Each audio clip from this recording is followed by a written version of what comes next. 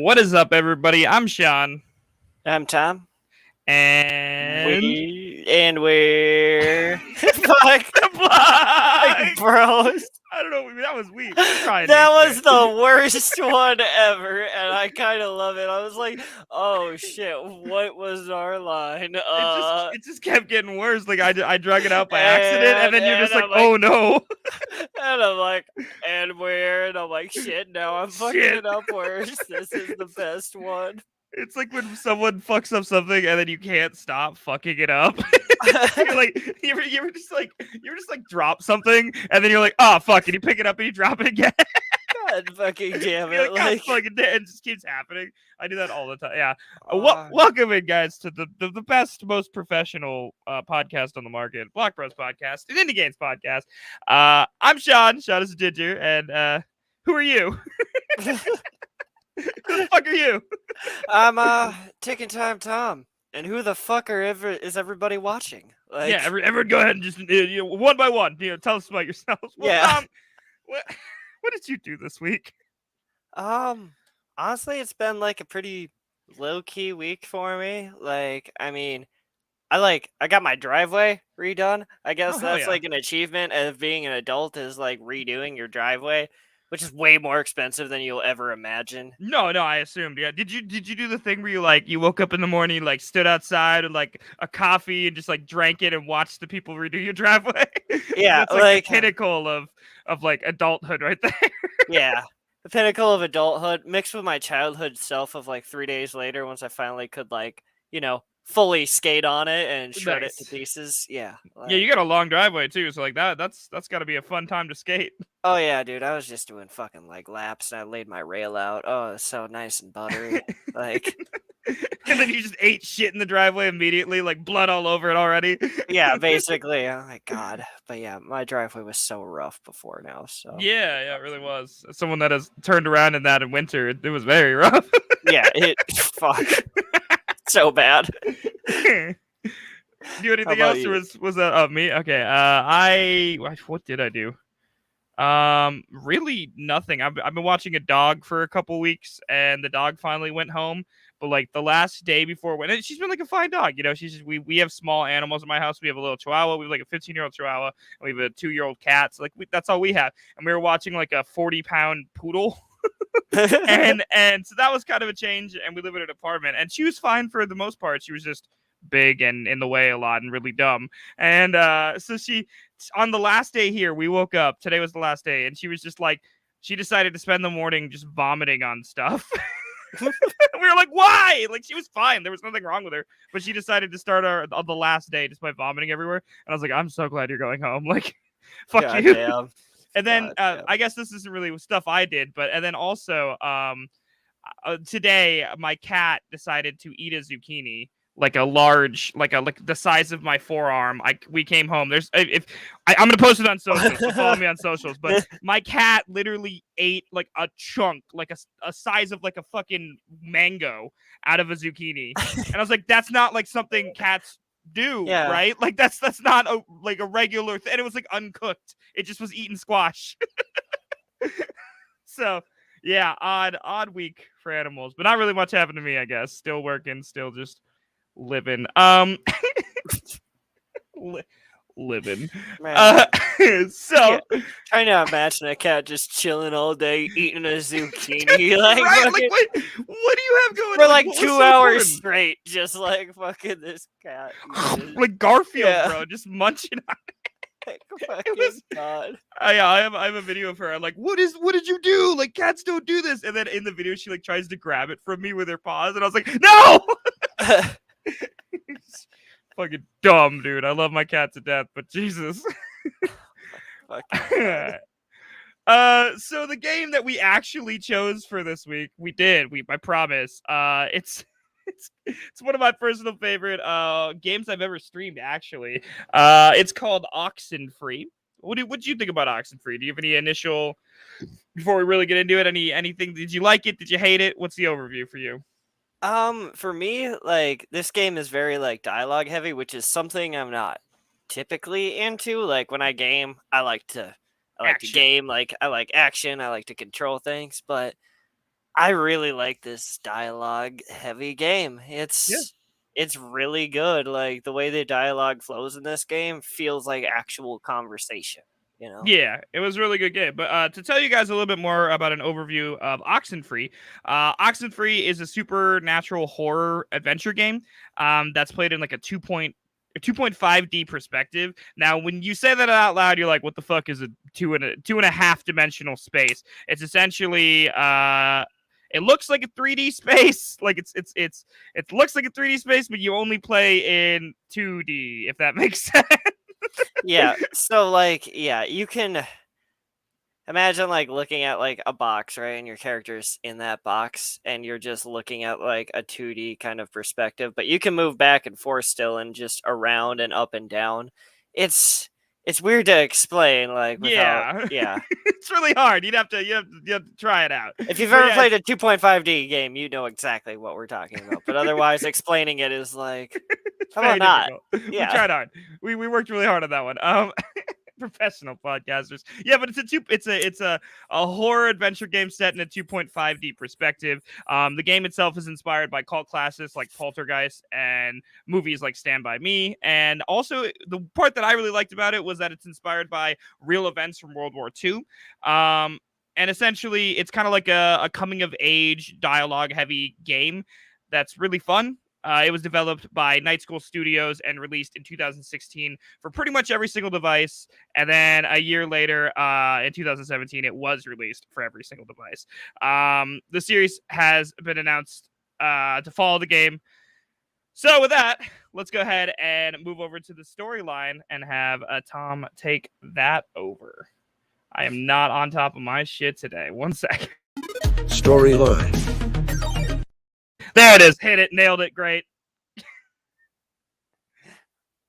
All right. Like, I'm gonna just take us away on the story. So, like, you begin, like, we're basically, you're just sailing, like, you're just right on this boat and you're headed right to an island for, like, this wicked, kind of senior party. It's kind of like a rite of passage for almost everybody. But, at first, what looks like just like this super charming little island, you see all these little shops and stuff outside. It's closed, of course, because you're sneaking out for a huge party. But, like, then you realize like all the stories your friend is telling you that used to be a military outpost and there's no service there to the outside world whatsoever. You take the role of a teenage, kind of coming adult. You're like 17, 18, doesn't really specify, but anyway, her name is Alex, and she's joined with her stepbrother Jonah and her best friend Ren, and they're set out, of course, to that awesome party on the beach, but everything of course is about to go wrong, like 80s kind of horror theme. They always start out with a party that's always about to, get spooky. But, not to a point that most teenagers accidentally open a ghost rift with a radio, Like that's like Ooh. just saying like that out loud is like opening a dimension for ghosts through a radio. But like that's not even like the weird kind of part because that's like just the beginning like of stuff. Like you start to experience time loops, like things that weren't there before, like on the island. You start talking to yourself in reflections, like water, mirrors, everything. You start seeing like ghosts in your photos. There's tons of mystery. You can just sense like the ghosts, like you immediately can figure out like it's probably ghosts, like if like or like something just supernatural, like even crazier in general. But like then everything basically starts changing as your friends start to get possessed too. And without getting like too much ahead of that, like otherwise I'm gonna get too spoiler heavy. Yeah, That's yeah. kind of like me kind of like explaining like the bases up to it. I want to kind of tease you with like what you're about to start seeing without, because there's so many small intricacies beyond that you're gonna have a great time with the story. Yeah, I think that the storyline was one of my biggest draws to this game. I'm not usually because I play it full disclosure. I played it fully all the way through on stream twice, and there's a reason I played it twice. We'll get to that eventually. But but essentially, I don't usually like story driven games. Like usually I'm like Tom said, action, go hard, always chronically be doing something. And there's a lot of walking and dialogue in this game. I was really compelled. I actually really liked the storyline in this game. It drives it forward. It feels natural and fluid. The characters are compelling themselves. I mean, not to get too far ahead into Sound of Music, but they have really good voice acting, really definable characters. There's a lot of options, and it's just a really overall good coming of age spooky story. And at first it's kind of slow in certain parts, it drags at certain times, but it also, the reason that it drags is because you're making choices, and I really like that. It's reminiscent of other choice making games in that way. But the storyline was really compelling and really good for me. Yeah, what I really like about the story is it feels almost like you feel so connected with every one of these characters because of the choices you get to make. A lot of games you'll get different dialogues, but this game, without getting too much into content, the storyline affects your relationships by what choices you make, and that affects the stories. So the story really feels in of itself you are a real part of it because the choices you make affect the story so hard. Yeah. And again, not to spoil anything. I mean, there may be spoilers involved here. Yeah, Sorry, we're probably gonna spoil some things. Things, but something that I thought was a pretty interesting consequence is you're going to hurt your friends that you make in this game eventually by the choices you make. There was no there was no inevitability where I didn't hurt somebody I felt close to in this game, which was super unique and interesting because in most games they kind of just it's oh, so casual, so fleeting, so easy, it's just dialogue, who cares? But you actually can feel the choices that you make, the actual story coming through the dialogue, which is really cool. I think that those two can be tied together, storyline and dialogue. They're so intertwined in this game, and the choices you make affect the storyline because there is multiple endings. Surprise. Yeah, but so good. The storyline is so good. I really loved it. Yeah, that's why I didn't want to get too heavy into it because, God, if you're really into story games, this is definitely one of the top ones. And, time-wise, it's either going to sometimes take you 4 hours to 14 hours just based on decisions you make and, how long you draw out conversations and where you go and which way you approach things. I mean, it's crazy that a story can literally take from that short amount of time to that long amount of time and cohesively make sense. It's really nice. Exactly. And I think with the storyline that ties into the characters are so, they're lifelike, in certain ways. It's very reminiscent of conversations I had when I was a teenager at the beginning of the game.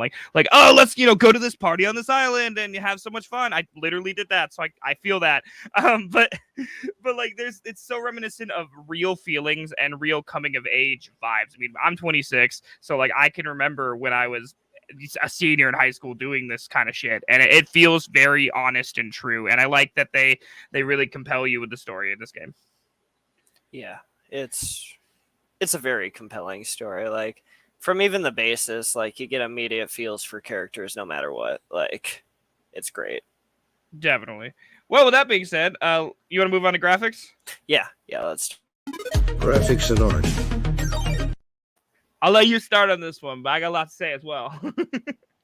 Boy, oh boy, do I have like, I don't know. This is like my most love-hate relationship I think I've had with graphics, because to me this is great because I love it because everything to me feels like a painting, you know? It feels like you're playing a game that's like a real life painting. And it's because of, in a way, this is my love-hate thing, because I love and hate the perspective of this game.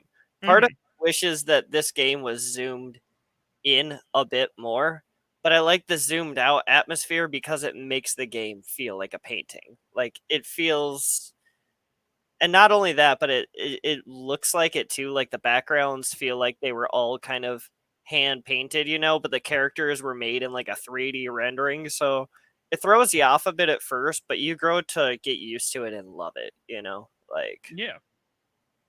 I think I have the same kind of vibe. Like it's almost like I wish it was zoomed in more so I could see the closer knit details of like the things that, because you're walking around an island the whole time, but like it's kind of like a macro perspective, like you said. It looks like you're walking through a painting, and it has like the shadings and colorization of paintings while also maintaining like that 2.5D perspective that we talked about, where it's like it's almost 3D. Like it looks 3D, everything looks 3D, but you're only interacting with it on a 2D platform, which is really interesting and unique. But then like the characters are 3D, the buildings are still 3D, like the background is really compelling, and I just like the environment that they set with using the graphics in this game, because like it's incredibly beautiful and yet like so unapproachable at the same time. You know what I mean?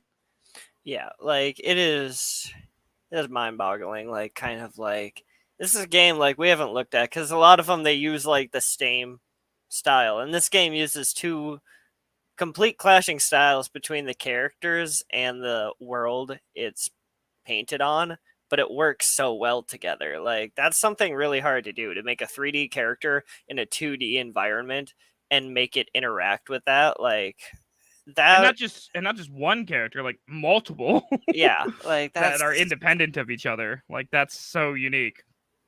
right. Yeah, it adds so much to this game. It's really lovely to look at. So it's not, this isn't like, you know, this is, I think, one of our first games we've talked about that isn't actually pixelated, you know. This is completely like, the background is all, you know, hand drawn and hand painted and made, you know. The characters were originally rendered, I think, as drawings and paintings, you know, like typical art design, but made, you know, in 3D kind of perspective. It's very simple, kind of, you know. I Yeah. think the characters are a bit simple, but they come off well, you know. Like Yeah, each. their personalities are defined by the artistic choices that they made. Mm-hmm. I mean, you can tell like Alex, the main character. You know she's the main character. She's got blue hair. She's got Right. a pink coat. She stands out compared to everyone else. But like those choices still reflect in her character by the way that she acts and things like that as well. Like you can tell like she's gonna be kind of edgy, kind of rough around the the edges because the way she looks, or like Jonah's going to be kind of reserved because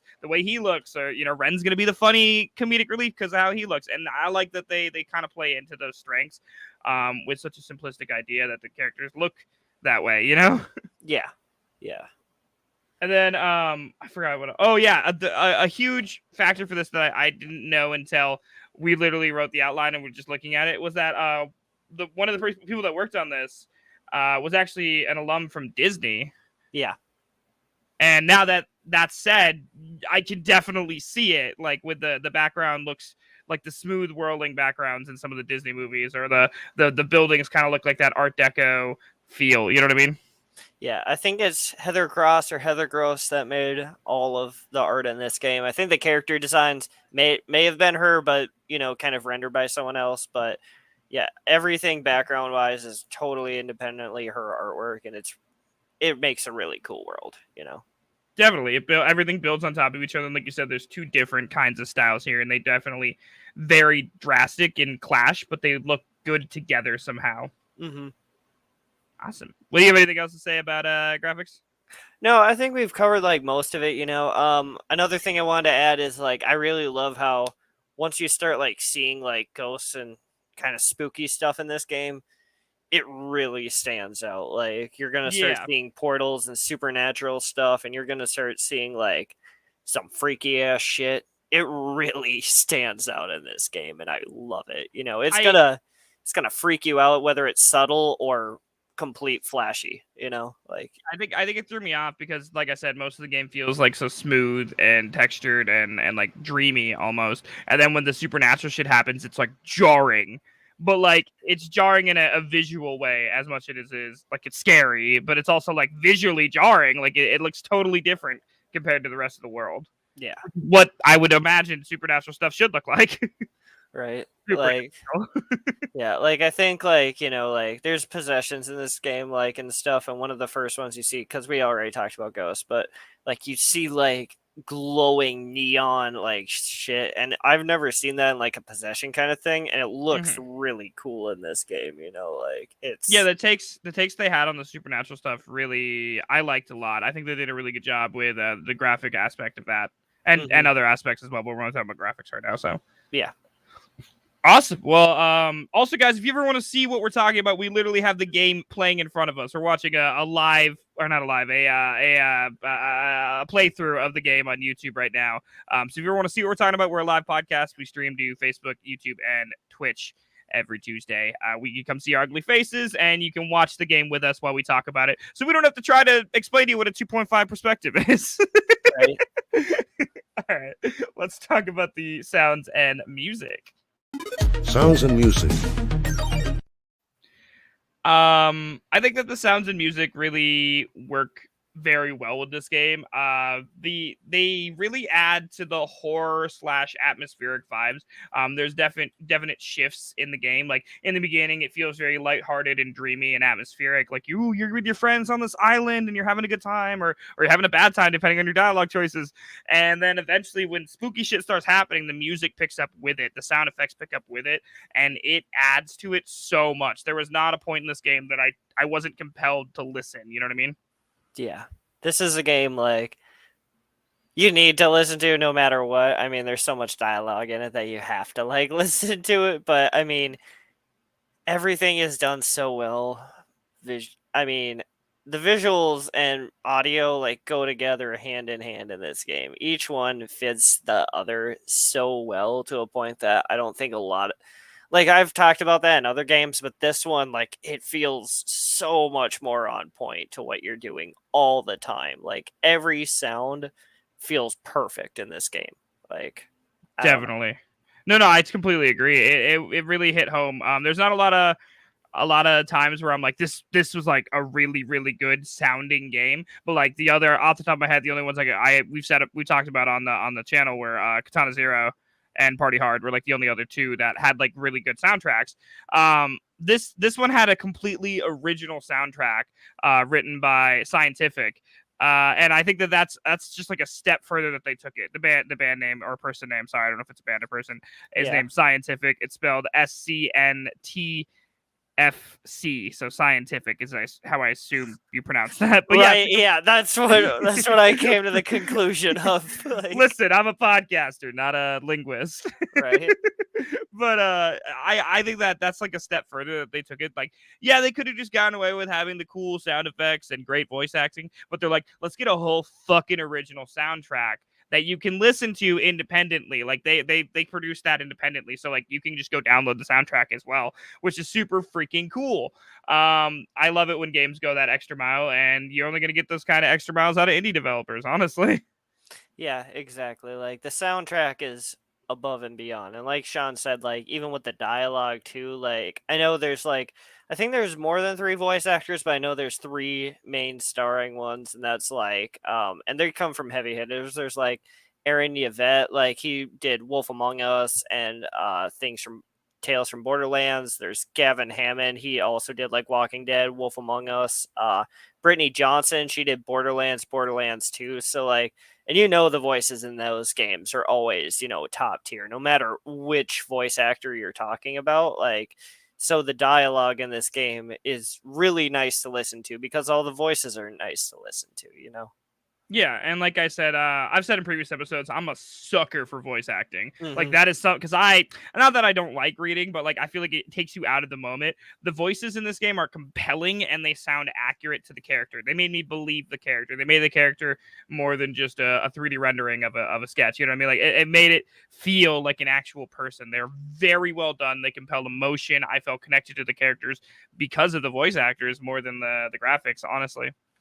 Yeah, like one of my favorite, like kind of like you can pick up characters' vibes just based on like dialogue, and not just like dialogue options, but the way like characters will say things. You know, like how you actually speak to someone and they get that little slight twang in their voice that you can notice. Yeah. And from certain events, like you can tell like your best friend Ren, even though he likes this one girl, you can still kind of tell like your main girl Alex, he's kind of like interested in more than a friend, just based on the way he like has a slight Talks. voice. Yeah, just on a Yeah. slight talk, and you can just, without him saying anything, you know, you can pick that up like really well just based on like, you know, just the twang of voices, and that's something very hard to do, you know. Like, Yeah, I don't actually think almost any other game off the top of my head that we reviewed. So like there's other games that exist that have the same kind of voice acting in it, but like games that we reviewed, this is the first for sure. There's nothing else like this so far that we've talked about,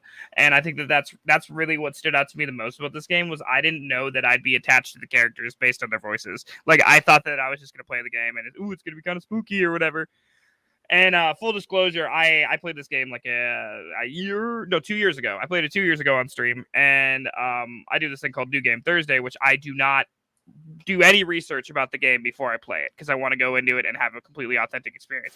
So all I knew about this game was that it was kind of spooky, and then I fell in love with it. And the main reason I fell in love with it, I think, is definitely because of the voice acting, because it really takes the characters from being like characters to actually feeling like real people with real choices. yeah, like every character just not just based on voices, but the way the voices connect you to the feeling of each character, like really gives them a true sense of being alive, even though they're fake, you know. And you can change like so many, like we'll talk about more dialogue options later, but like the way like you can switch up a whole conversation dialogue wise, and like the way that they made each one fit and still make a conversation flow nice, you know. It sounds like perfect in this game. Like no other game, like a conversation has held my interest quite like this one. It's really nice to listen to. Yeah, it feels like actual conversations. Like it feels like conversations I have remembered having with my friends or people I didn't like, depending on how you play the game. Right. But yeah, it definitely it felt very approachable and understandable on because of the voice acting, I would say. Yeah. All right. Well, I think that covers sounds and music for sure. Let's move in to features and content. Features and content. So, if you've been on the podcast before, you guys know that features and content is kind of where we throw everything because it just makes it a lot easier. That doesn't fit into a nice little thing. So, that being said, Tom, where do you want to start on features and content? I'll let you choose the first one. Might as well start with like a nice big part of this game, which is definitely like the dialogue, kind of like walk and talk like mechanics behind this game. So like we mentioned before that like dialogue wise that like choices really matter in this game, and like what I love about it is like every single choice, no matter which one you pick, feels like it feels real, you know. It's enjoyable, it's memorable, it's like it's really nice, you know, like instead of like any other game I can think of with dialogue, how it feels like it's in a cutscene.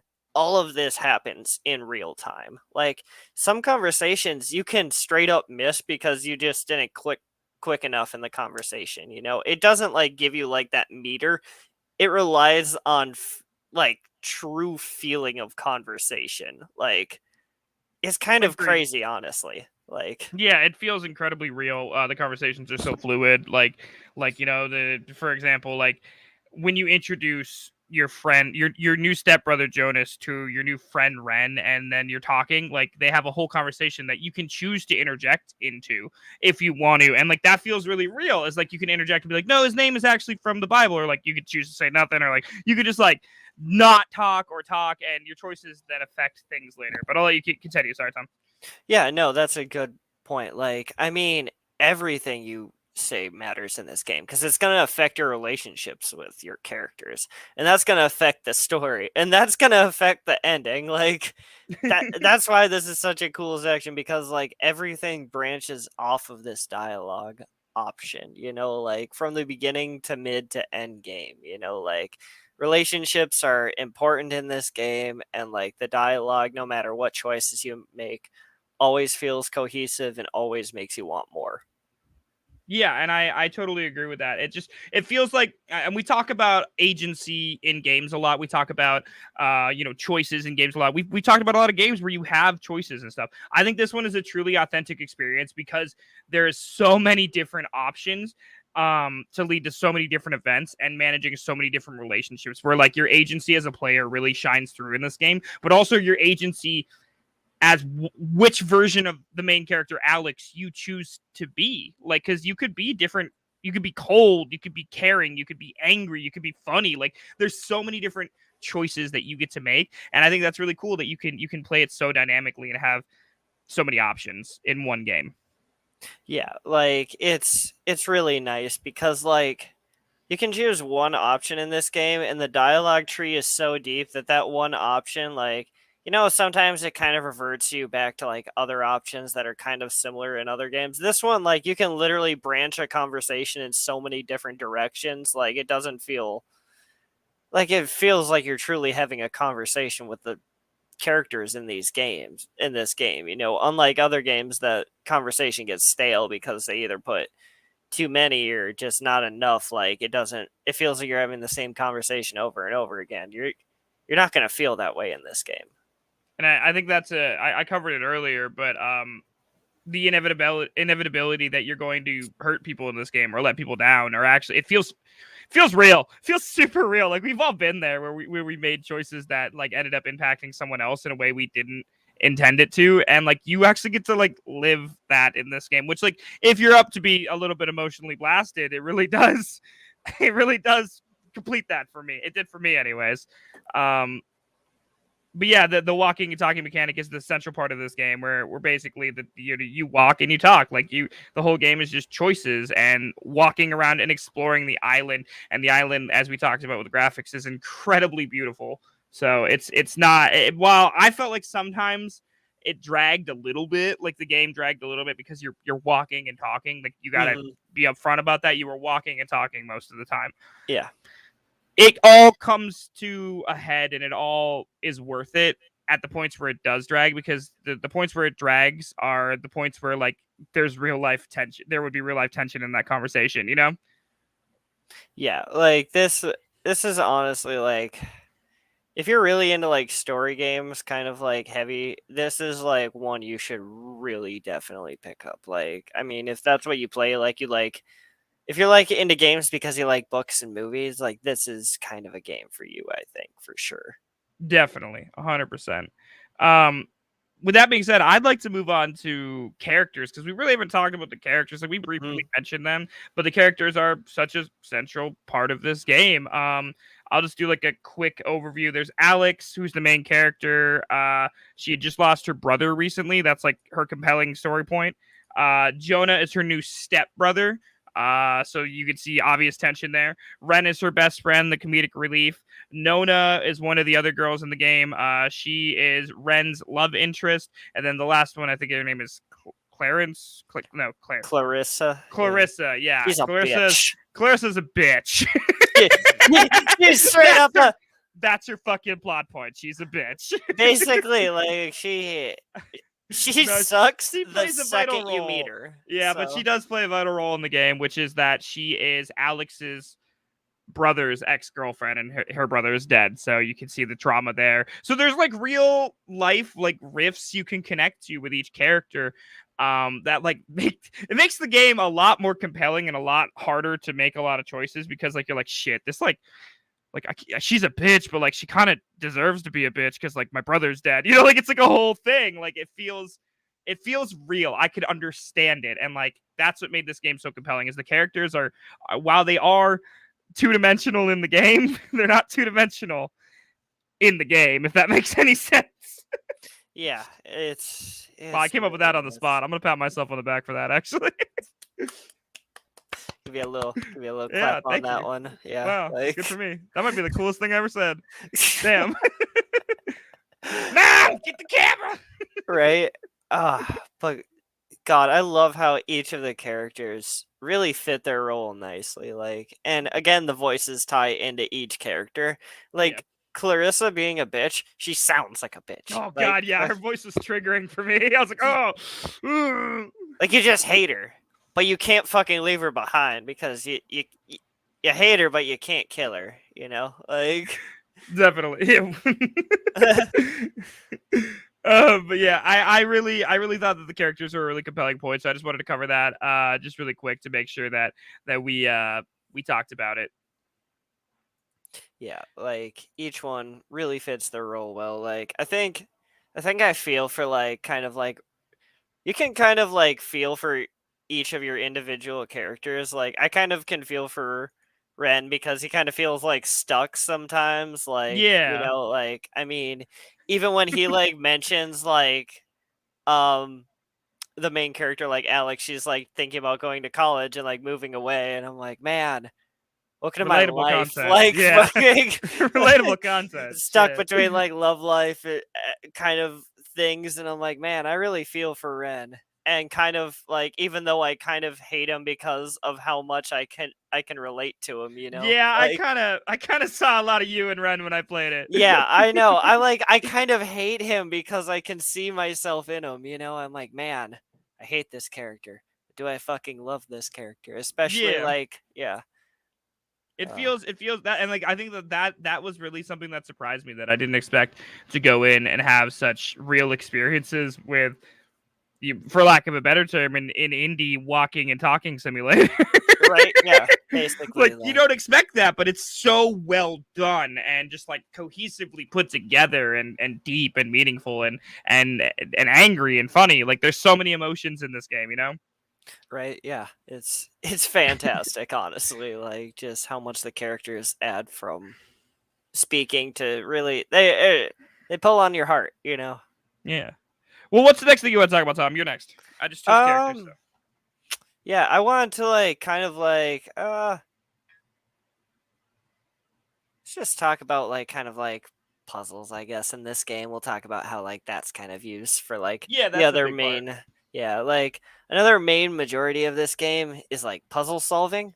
So like and it's not like your typical puzzle solving, like they're like pretty kind of more easy and straightforward. Like it's a lot of, like I said, dialogue heavy in this game. Like those kind of choices really affect it. But like the puzzles are kind of neat because most of the time you're using your radio to tune into certain frequencies, and that affects like the world around you and like kind of like things, you know, supernatural wise. Like that's how you're solving puzzles in this game, and it feels like really connected. And like I'll cover it kind of in like a later bit why the radio kind of stuff feels so connected in this game. But like I mean, it's really it's just really cool that like I think a lot of people have used radios kind of, you know, in supernatural kind of terms. Like that's a nice little cheesiness, but this one uses it in such a different kind of way. Like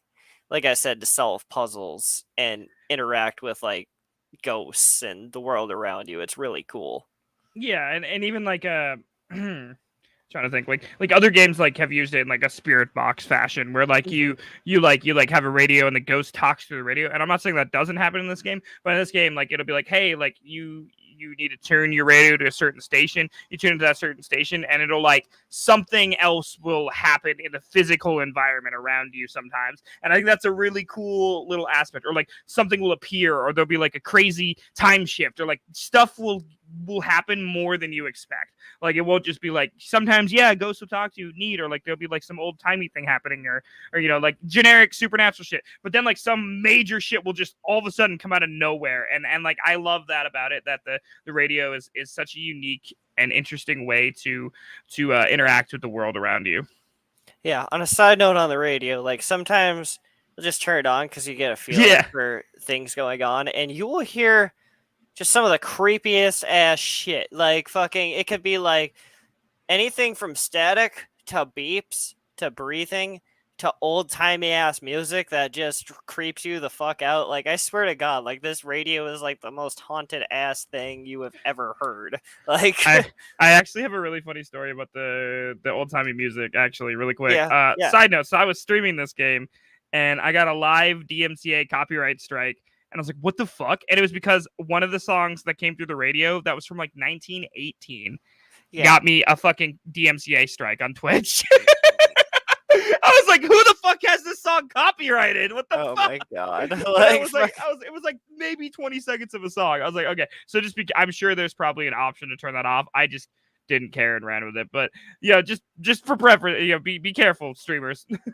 Like that's so crazy, honestly. Like, yeah, I didn't even think of that for streaming wise. Like, yeah, no, it's really a problem nowadays. But yeah, most games are like building in at least in what I've seen in recent years is they're building in an option in your settings to turn on like streamer mode or Twitch mode, and it'll take out all the copyrighted sounds and replace them with other things.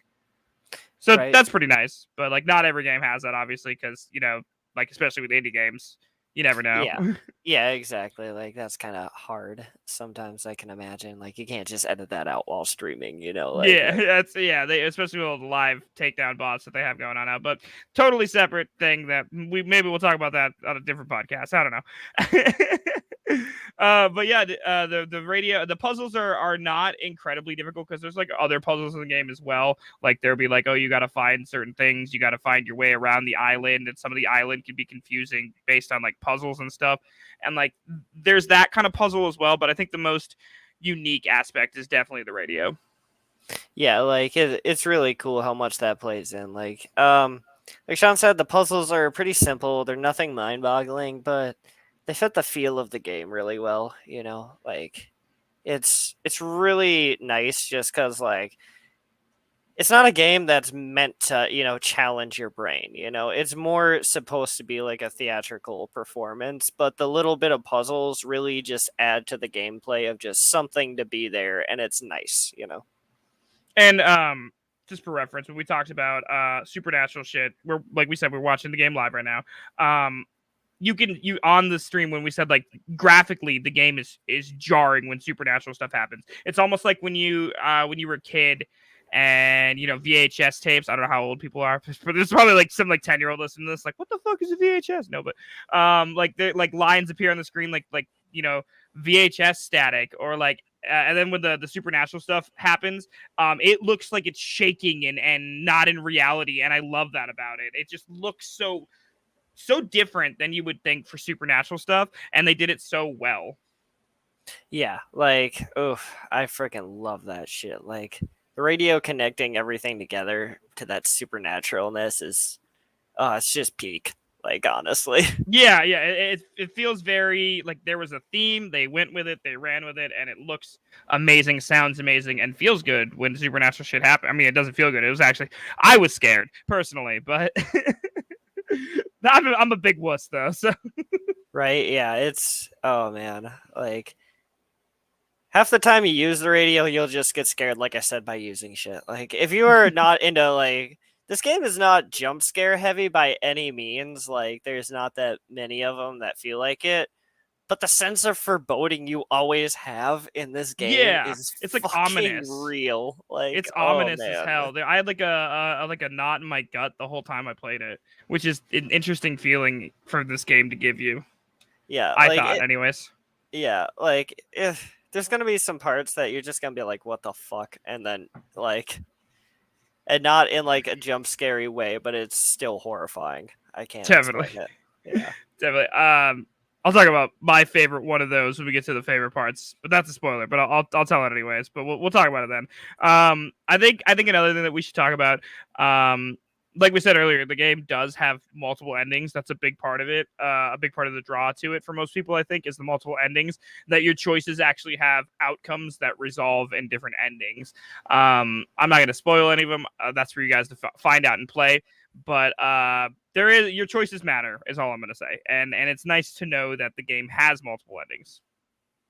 Yeah, like, it's really cool that just minor choices you can make have big time effects on this game. Like, I think there's 3 or 5 different endings you can get up to. I think it's 5 for, I'm pretty sure, so. but like, and you think something so minor could not affect the ending of a game, but it will. Like, just based on like a decision you can make at any given time, and it could be just the most minor conversation, but literally at endgame he'll bring it up and you're like, what the fuck? It's like there was like that old meme that went around a long time ago from like the Walking Dead game where it was like, Lydia will remember this. Right?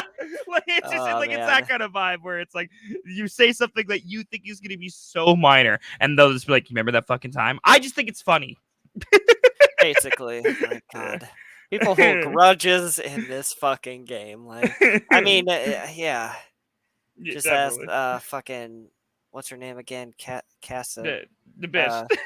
Yeah, the Clarissa. Yeah, there we go. Like, yeah, she's been holding a grudge for like fucking years. Like, definitely.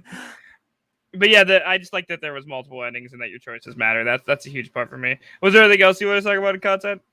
Yeah, I wanted to like mention that this kind of game, like, I know we mentioned like actual events in World War II. So this island of this game is actually based on a real place. So like it's called Brainbridge Island, which is off the coast of Washington, and it is what was the fort's name? I know I have it written down Fort here. Ward. Yeah, Fort Ward. So it was actually, the cool part about this, it was used as a radio fort back in World War II. So you see where the radio kind of ties everything together now. And like, it's kind of crazy because it used to be a top secret base, and it was used to like intercept anything from Tokyo, and later in Korea and Russia even, I think. So it's like, it kind of crazy how like minor things in this game, you kind of get that feeling because of course the military base is here and whatnot. Like I said, it feels like a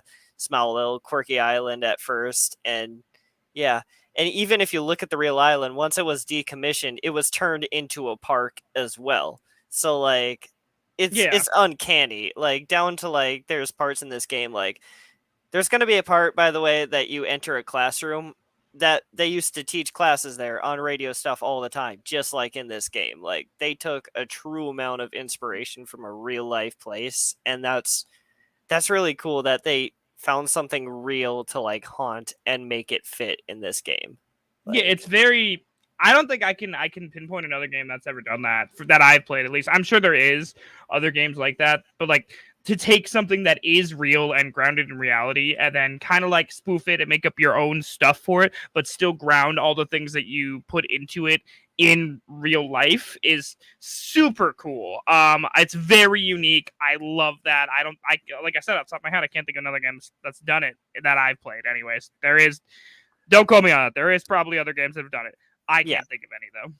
Yeah, like, I mean, there's of course games that pull from like, World War II and kind of stuff like that, and like real life, like, Call of Duty and whatnot. But the fact that like a horror game story, like not even just like, or like location, like it's like not the parts that normally would be pulled. Like they would pull like the guns or like historical figures. This is like a physical island where I would bet that like they probably took some of the scenery, like you said, like the classrooms and stuff, and actually used them in this game, which like that's like the weird things that they took out. It's not like the main focal point. It's just background that keeps it grounded and makes the game itself feel more real because it was real.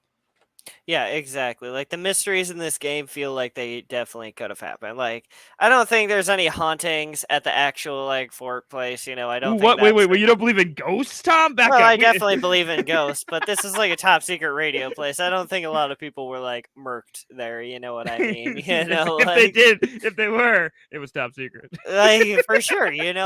But like it's kind of cool because that just ties everything together even more. Like it feels like something from our world is part of the game. And Definitely. that's really cool. Ghosts with guns. Gotcha. Right. But no, yeah, the mysteries and the island and everything is really really cool, and the fact that it's based on a real place. The other part of this that I think we should mention is just like it is at its core. It really is just like a coming of age tale. Like there's a lot of heartbreak. Most of us are, I assume. Actually, I know our statistics for who listens to our podcast. Most people that listen to this podcast are above the age of 18. Yeah. So they've probably experienced a lot of the themes that you're gonna have in this game, which is just like adolescence, the end of an age, the end of an era, your first chance at like real freedom and coming to terms with like emotions that you've had backlogged for a long time, and they really nail all of those themes with the fact that it is a coming of age tale of everyone involved. It's so good, so well done, so executed, and very approachable. Yeah, it's like that perfect transition, like it's that everyone that I know has had that moment probably like in high school that has that transitional night, whether it not to like this extreme of course, but like where you come out the other side from kind of youth to like adulthood and something sets you apart, it's that transitional phase. Definable, yeah. Yeah, and it could not just be one night for some people, it could be weeks. And this game does that like so well that you get a feel of growth for each character just based on everything from just dialogue to like just the way they talk to everything. It's really that coming of age really nicely. Like a lot of games. I mean, we haven't covered one that has done that yet, so No, this is our first like story yeah. based game that we covered, so that would make sense that we Right. haven't covered them yet. But yeah, it's very well done, very well executed, and I loved that vibe of it. I think there was one more thing we wanted to talk about in content, and then we'll move on to closing thoughts. Well, controls. We got to talk Yeah. about controls too, but that's Yeah. minimal. Right. And yeah, I think we know which one that is, and that is we have both experienced game breaking bugs. oof. Like like I don't know. No game I have played has broken a game fully like this one has for me. I mean, Yeah. I was like, hey, I'm gonna get set today because I know how to beat this game in like 4 hours versus the 14 mark. You can skip a lot of dialogue options, even remain quiet. You can kind of just do whatever and skip around because I've already played through the story. I just wanted to be a little bit fresh.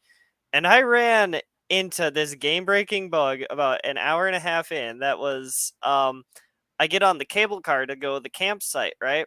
And it gets me to the campsite and it doesn't load in the cable car. I can hear it coming in. All I hear is click, click, click, click, click, click, click. So like I'm like, okay. And so I'm like, fuck it, maybe it just whatever. And the game auto saves per level. So whenever you reach a new screen, it does that. So literally I load into that.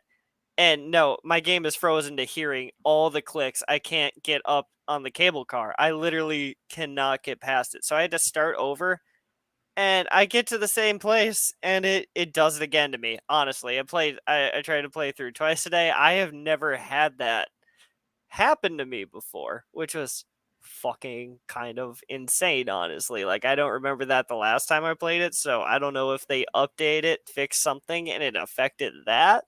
But like on the other note, I know you've also had a game breaking Yeah. experience. So not that it's a competition, but I'd say mine was arguably yours worse. was worse.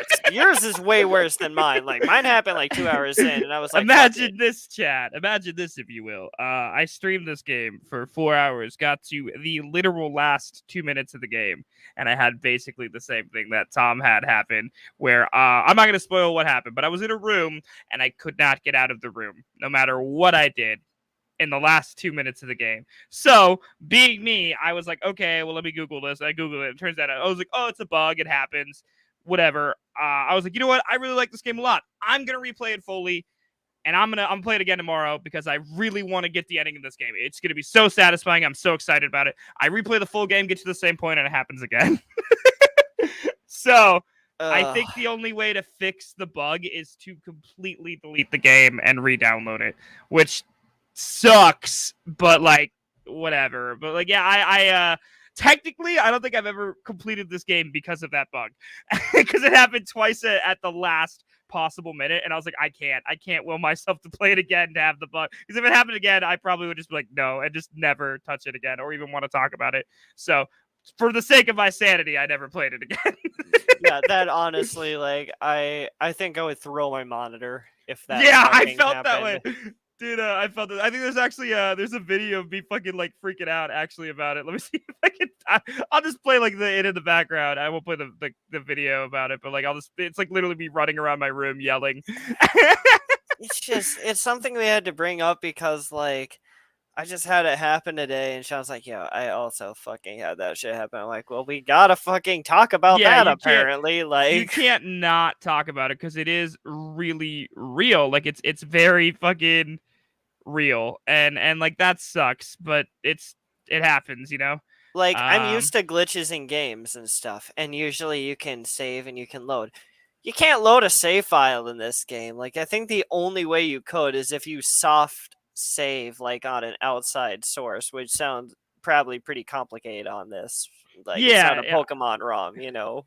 And to be fair, I played it on a computer. I don't know what you played it on, but I had it on the computer, so it wasn't like terrible for me to fix or whatever. But like, you know.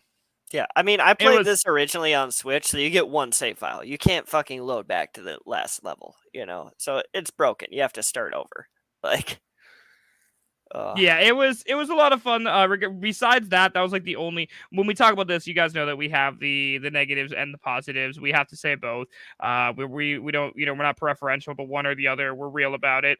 So that was my really the only negative I could say is that the glitch happened and it sucked, and it hurt because it happened in the last like minute of the game for me. Yeah, like that shit. Yeah. It makes you feel.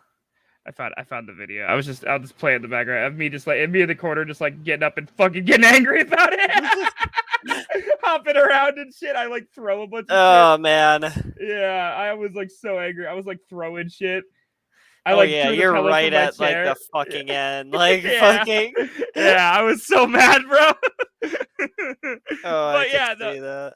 Real shit. That was the only negative I have to say about the game is that, you know, there's a glitch, there's a bug, and people know about it online and they talk about it. So yeah, just be careful. Don't get too invested just in case you decide to play this. We have to talk about the controls still. So let me play the little control thing. Where is that? I always forget to do it. There it is. Movement and controls. There's really not a lot to talk about in this one. Nope. Yeah, it's just like you walk around, like it's really simple, but like in a nice way, like not like oh man, the controls are so boring. Like what really keeps you captivated is the dialogue and the story. So who cares if the controls are just walking around and pressing a button occasionally, you know?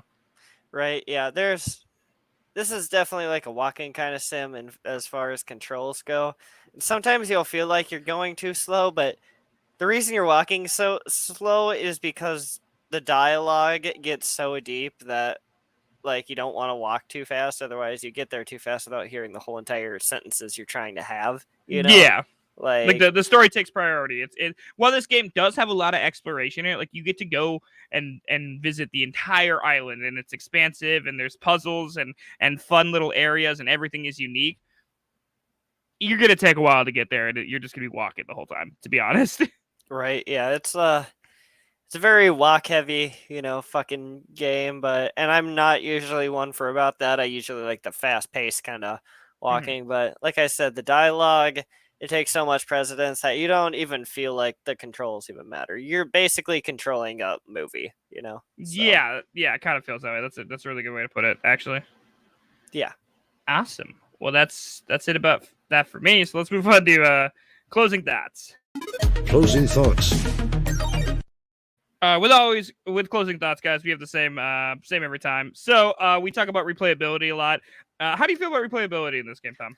Oh man, it's one of the better ones for replayability I think we've talked about. Like, I mean, minor conversations change so drastically. Like, I mean, literally, there's a conversation I had on the beach when I restarted today, and I picked 2 dialogue options. One lasted like 2 minutes, the other one lasted like 9. Like, I mean, it's just for dialogue wise, it's replayable. Even if there wasn't like different endings, I would still replay this game just for different dialogue options. But the fact that there's 5 different endings as well that you can get just by talking, like, is fucking insane, Yeah. Your choices really matter.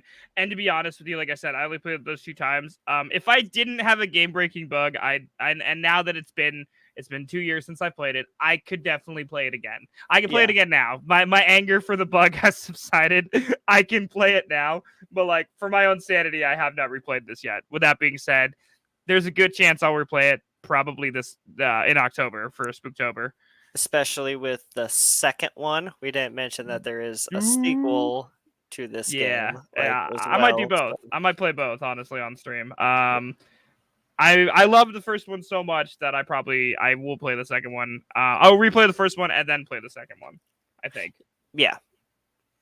So that's for replayability.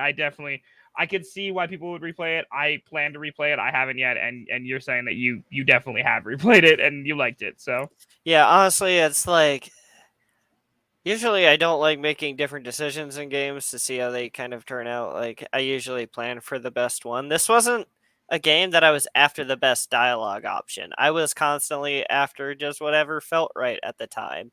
And whatever mood I was in would generally be the way I answer questions. Like if I'm in a bad mood, my fucking character is in a bad mood in this game, and it really reflects. Like it does a good job about it, and that makes it just replayable just in whatever mood you're in. Play this game in a happy mood or an angry mood or a moderate mood. See how you feel, like it's gonna change. It's gonna change everything. Right. Actually.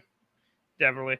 Where would you put this on the fun factor between 1 and 10? Honestly, like control wise, if this game didn't have a story, this would be very low. But this, like the story, visual wise, everything brings it up to like a solid like 8.5 for me. Honestly, like the downs that bring it down, like I said, like I take up like a solid like almost a point off just for like game breaking purposes. Like that just kind of feels like such a void in you that you have to like restart midway through. Like you didn't get to finish your authentic experience, that it really kind of draws you out, like definitely. And yeah, that kind of like brought like the point down for me. Other than that, it feels like a little bit slow at times. That's where it gets a little bit hazy out for me, but overall, like this game is really fun to play, Definitely. I rate it definitely like an 8.5 for me.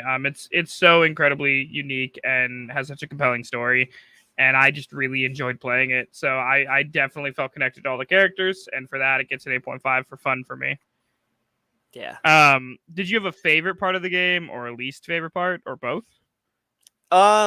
I mean, my favorite part is just definitely like the relationships, aspect of this game. Is like even without like supernatural like elements in this game would be a really good coming of age story, I think, if they just did something, basic. This could be just an overnight party where things like are just like your basic kind of overnight, and I would still have fun with it. It's such a fun favorite thing, just relationship wise, and how you interact with people.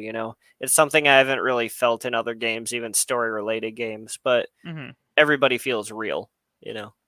I think, and just this is not to take away or add on, but like basically I think that it really captures what story games are about, that it has a compelling story that keeps you entertained and keeps you like interacting with the characters and their world and their environments. Like it's at its core a really good story. So but did you have a least favorite part? Having to re-fucking start. Like, I mean, you can't fucking have like a least favorite that's like not that. I know that's a like cop out for a game just to be like a glitch, but like, there's a difference between, like I said, having a glitch and literally having a glitch that makes you start from square one when you were like having a really nice experience. It completely takes you out of it. Like it just. I'm sorry that that's like my least favorite thing, but on a bright side, that's also my least favorite thing because I have nothing really else to complain about except for that it's slightly slow at times. Yeah.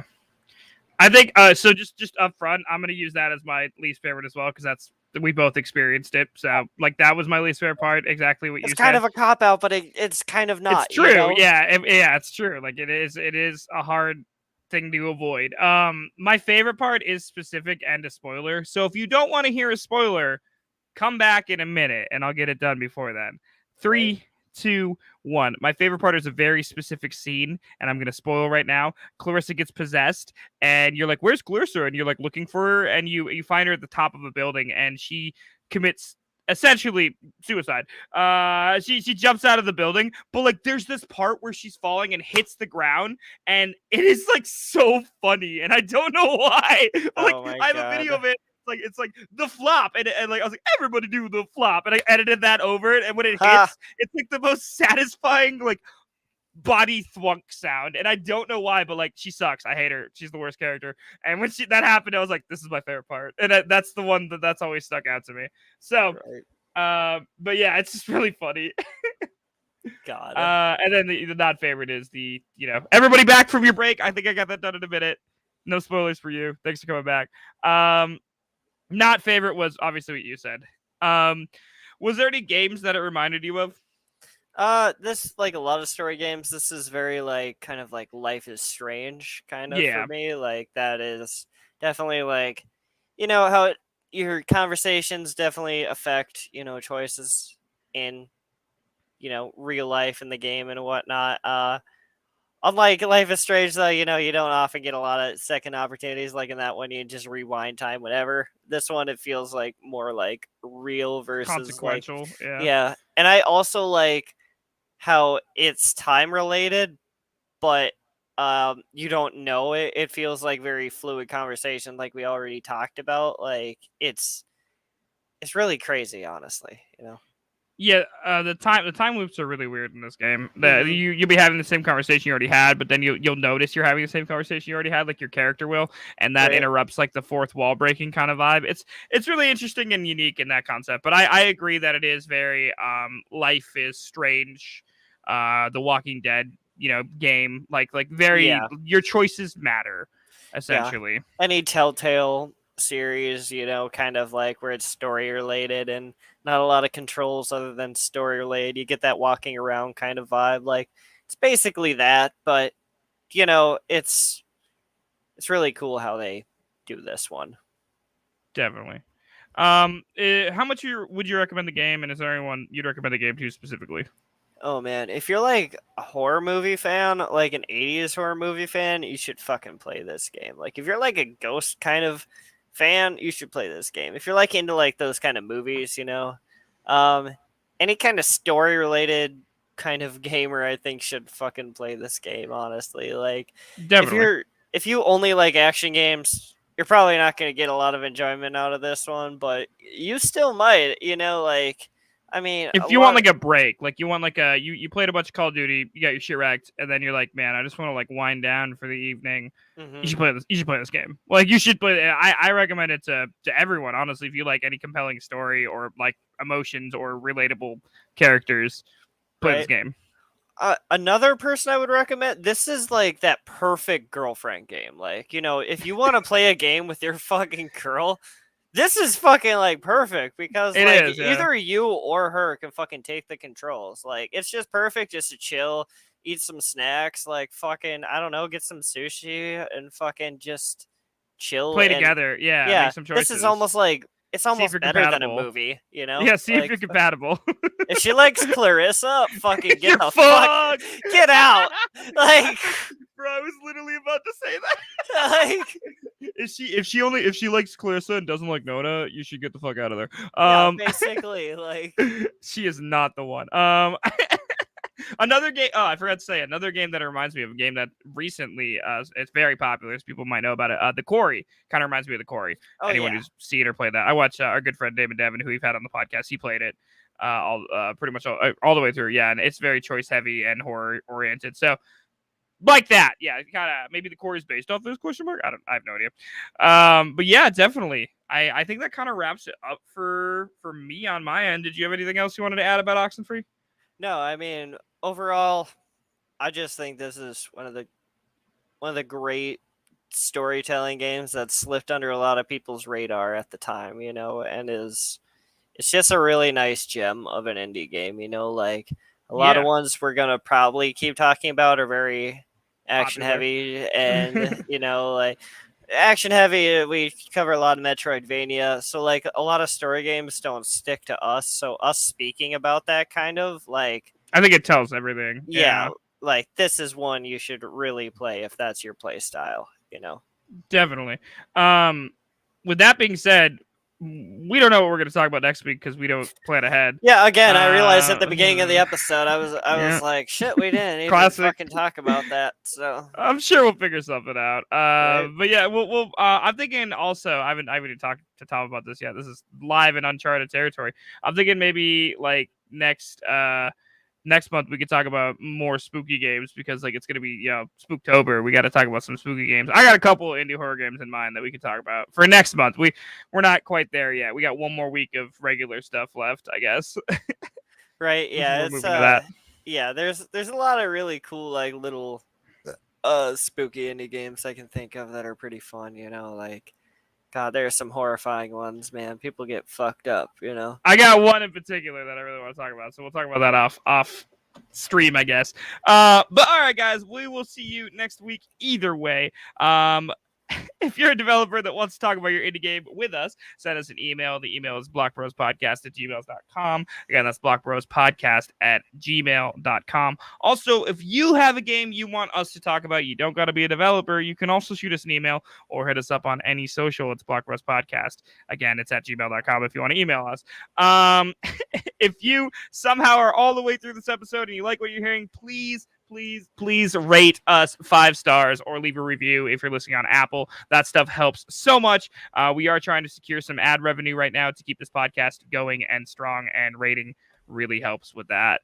Block Bros Podcast is a live podcast. It streams every Tuesday at 10:30-ish p.m.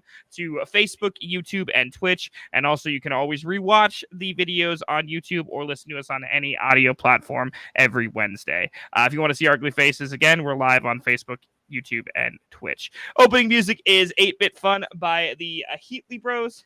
And of course, guys, Block Bros Podcast is a Lost Cause Media production. We'll catch you guys next week. I'm Sean as a Ginger. And I'm Tom.